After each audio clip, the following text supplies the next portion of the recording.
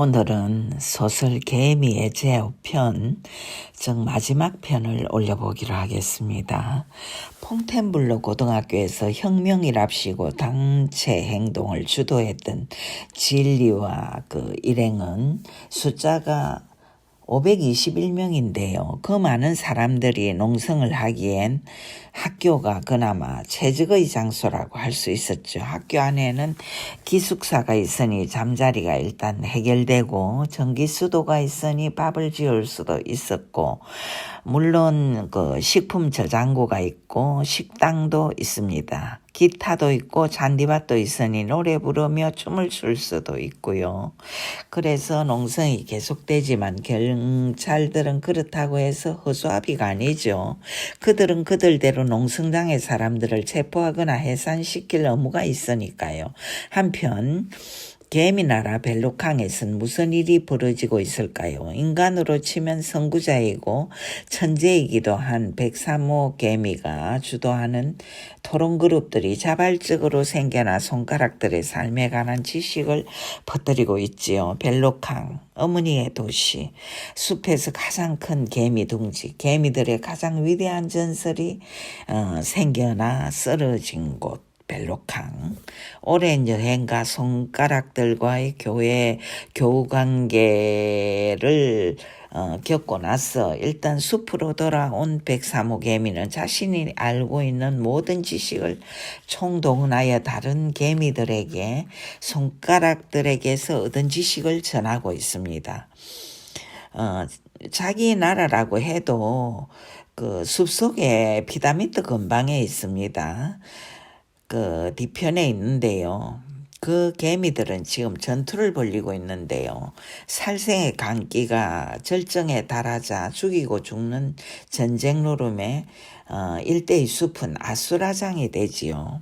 개미들은 이제 불까지 내는 방법을 알아내요.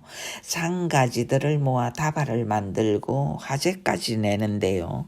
결국 타 죽은 병정 개미들의 시체가 도처에 널리고 제때에 대피시키지 못해 산채로 익어버린 알과 애벌레들의 모습은 참혹하기가 그지없습니다. 103호 개미는 후회하기 시작하죠. 불은 패배를 앞둔 자가 굴복하지 않기 위해 마지막으로 사용하는 무기일진데 전세가 불리했기 때문에 그것을 사용했고 손가락들의 기술을 모방한 결과가 고장 이거란 말인가 하고 탄식하는 거죠. 103호가 이끄는 특공대는 여왕개미가 있는 곳을 가는데요. 거기에 이미 벨로키우키오니 여왕은 세동강으로 죽어 있지요. 그 시각 막시밀리앵은 학교를 포위한 채 따분하게 시간을 보내고 있는데요. 절로 짜증이 나지요. 포위 전술이란 원래 모든 사람을 따분하게 만드는 것이니까요. 막시밀리앵 경정은 기분을 바꾸기 위해서라도 그 숲으로 들어가서 그 수수께끼의 피라미드를 폭파해 버리고 싶지만 윗분에 속하는 지사님은 오로지 학교 일에만 집중하라며 분명하게 명령을 내렸지요. 집에 돌아와서도 짜증이 안 풀린 막시밀리엔 경정은 서재에 틀어박혀 컴퓨터 화면에 집중하고 있습니다. 진화 게임에 빠지는 거지요. 현대인들이 마치 종교에 빠지듯 완벽하게 빠질 수 있는 대상은 바로 컴퓨터 게임일지도 모릅니다. 그렇게 이제 몇 판의 게임을 끝낸 그는 마키아벨, 즉 컴퓨터 속의 인공지능 친구를 불러 자신의 그 처한 현실을 얘기합니다. 마키아벨은 학교 안에 물과 전기와 전화를 끊어버리라며 그들 곧 혁명군을 근태의 수렁으로 몰아가라고 조언을 합니다. 막시밀리앵은 그가 참 똑똑한 조언자임을 깨닫고 지방신문에 실린 진리팽숑의 사진을 보여주는데요. 마키아벨은 여자로군요. 아름답지요? 라고 묻습니다. 그리고는 이런 게 바로 아름다움이란 거군요. 라고 말하죠.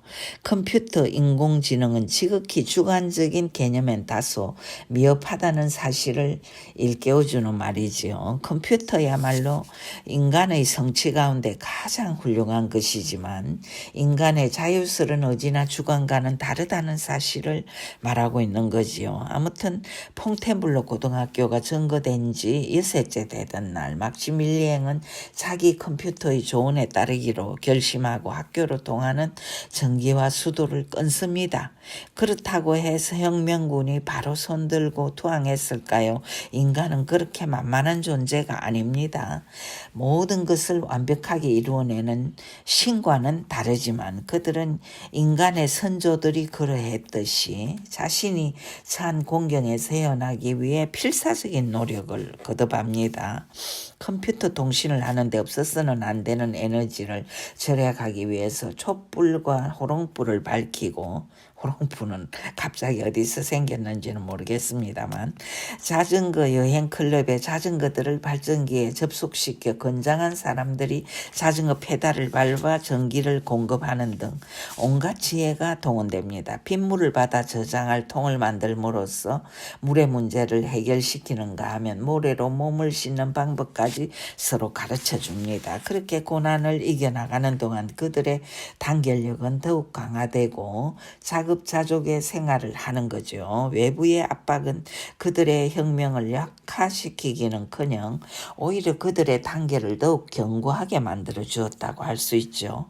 한편 벨루캉의 전투에서 승리를 거둔 103호 개미의 부대는 승승장구하지만 손가락들을 신으로 믿고 의지하는 강신도 개미들은 손가락들이 우리를 구원하였다라고 외치며 그들의 사랑이야말로 위대하다고 떠들죠.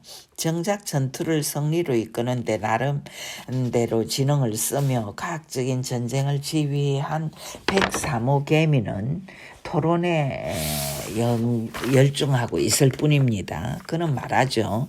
천적이 없는 손가락들은 어떤 방식으로 개체수를 조절하고 있을까? 전쟁, 교통사고, 기아, 마약, 우리는 산란을 생물학적으로 통제하고 있지만 손가락들은 아직 그런 방법을 터득하지 못하고 있기 때문에 너무 많이 만들어 놓고는 고통을 줘가며 없앤다. 우리 지구가 50억의 손가락들을 감당할 수는 있어도 그 이상은 감당하기가 쉽지 않을 것이다. 손가락들의 수가 계속 증가한다는 사실은 필연적으로 수백 종의 동물과 식물이 사라지게 되리라는 것을 의미한다. 물론 이런 말들은 개미의 입을 통해 그 작가 베르나르가 독자들에게 말하고 있죠.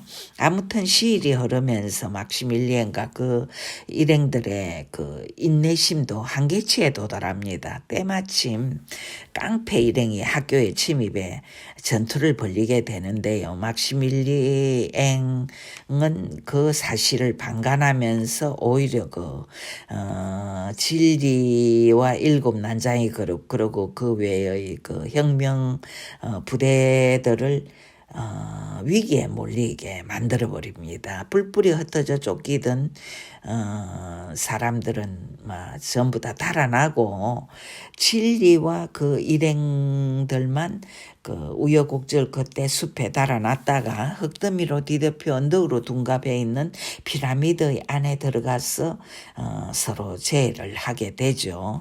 피라미드 안에는 그 숨어있던 은둔자들의 정체가 그제서야 밝혀지는데요. 그 안에는 레티샤 웰저, 자크 멜리에스 경정, 아스 레밀의 노인, 오기스트 할머니, 로젠벨트 교수, 자종 브라젤, 에드몽의 조카임의 이 책의 주인공인 조나탄, 그의 아내 리시, 아들 니콜라, 그리고 그들을 찾아 나섰던 경찰관들과 소방대원들도 모두 있었죠. 그들은 스스로를 상대적이며 절대적인 지식의 백과사전과 관련된 사람들이라고 소개하였는데요.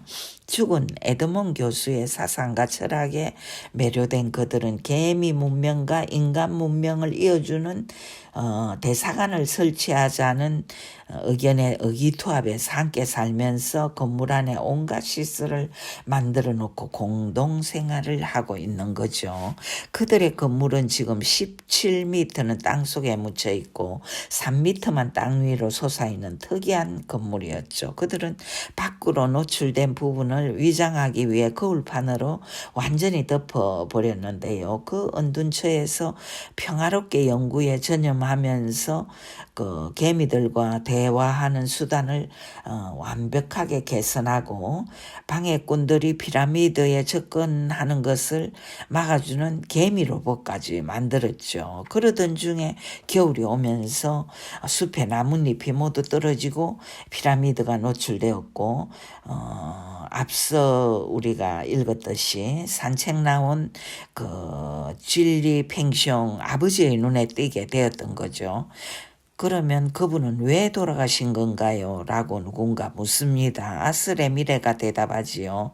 마취제의 분량을 잘못 조절해서 개미 로봇에 썼고 잠시 그를 잠들게 하려는 생각이었는데 사고가 나버렸다고.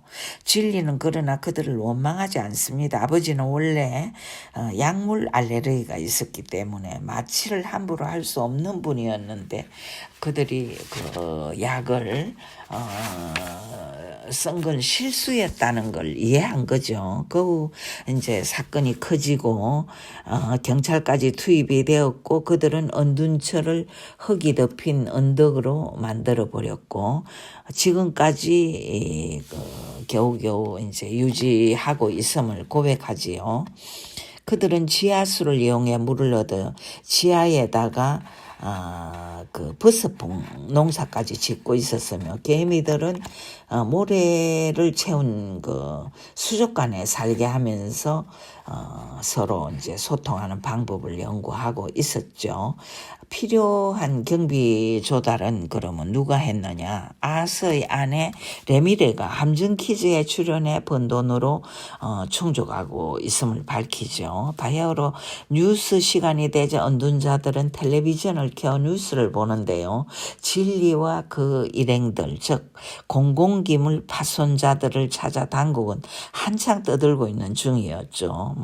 다른 이 혁명군들은 뿔뿔이 흩어진 것에 관해서는 책임을 묻지 않고요. 아무튼 그렇게 개미의 오군 전체에 등장한 인물들 모두가 한자리에 모이고 나서도 개미 그 103호 개미의 한략은 또 그 벨루캉에서 계속되는데요. 그는 자신의 동료들과 함께 심도 깊은 대화를 나누면서 이를테면 손가락들의 특이한 상황과 이야기들을 이어가지요.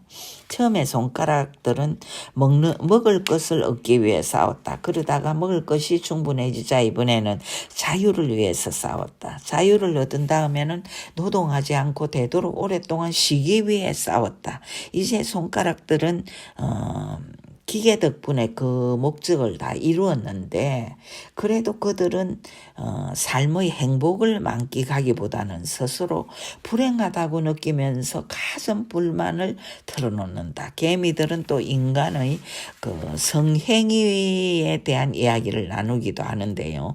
다른 동물들은 모두 발정기라는 짧은 기간 동안에 생식행위를 하는데 비해서 손가락들은 아무 때나 성행위를 할 수 있다. 그리고 손가락들의 앙컷은 성행위가 절정에 다다르면 큰 소리로 비명을 내지르는데 그 이유를 도무지 알 수 없다고 떠들어대지요.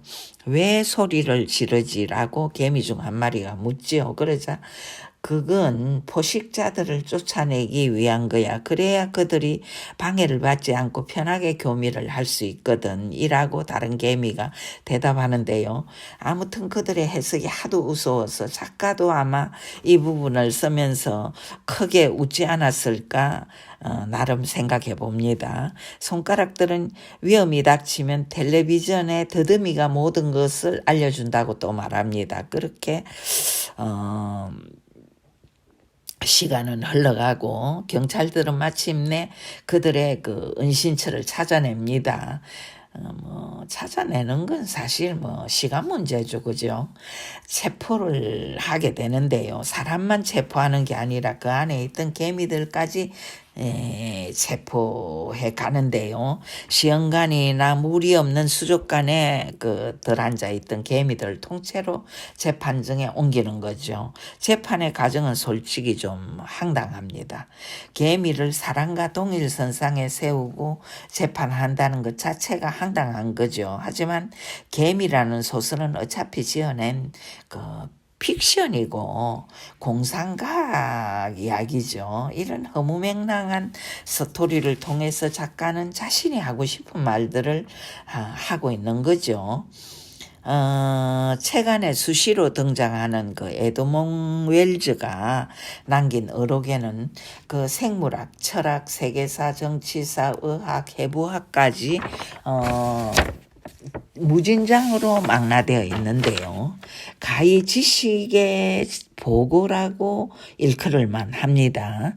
아무튼 우여곡절 끝에 재판은 모든 사람과 개미들까지 무혐의로 끝장이 나고 개미들은 숲으로 보내지며 언둔 자들은 사회로 복귀하여 살게 되는데요. 작가는 책의 마지막 페이지에 이렇게 결론을 내립니다. 그러나 모를 일이다. 이것은 단지 하나의 시작일지도.